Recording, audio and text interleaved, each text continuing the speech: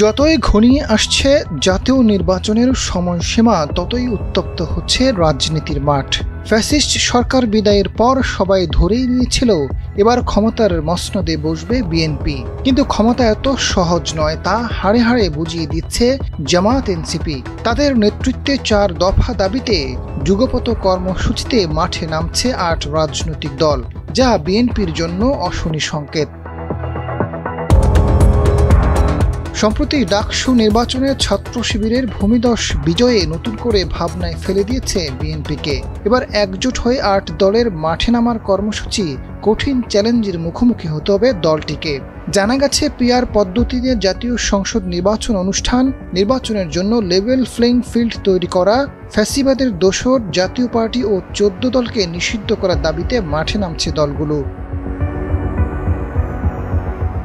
কয়েকটি দফা বৈঠকের পর জুলাই জাতীয় সনদের আইনি ভিত্তি ও তার বাস্তবায়নের ভিত্তিতে জাতীয় নির্বাচন অনুষ্ঠান সহ 4 দফা দাবিতে একমত হয়েছে দলগুলো। যুগপৎ কর্মসূচিতে যুক্ত হচ্ছে জামায়াতে ইসলামী, এনসিপি, চরমোনাই পীরের দল, ইসলামী আন্দোলন বাংলাদেশ, মাওলানা মামুনুল হকের বাংলাদেশ খেলাফত মজলিস, নুরুল হক নূরের গণ অধিকার পরিষদ, আমার বাংলাদেশ পার্টি, বাংলাদেশ নেজামে ইসলামী ও খেলাফত মজলিস। দলগুলোর নেতারা জানান, সংবাদ সম্মেলন করে শিগগিরই কর্মসূচি ঘোষণা করা হবে। আগামী সপ্তাহ থেকে যুগপৎ কর্মসূচি শুরু হতে পারে। জুলাই সনদের আইনি ভিত্তি সহ বেশ কিছু বিষয়ে এনসিপির সঙ্গে জামায়াত ও কয়েকটি দলের বোঝাপড়া রয়েছে। পিআর পদ্ধতিতে নির্বাচন সহ গুরুত্বপূর্ণ মৌলিক সংস্কারের বিষয়ে জাতীয় ঐক্যমত কমিশনে সংলাপে সোচ্চার ছিলেন তারা। এবার 8 দল ঐক্যবদ্ধভাবে যুগপৎ কর্মসূচিতে নামছেন।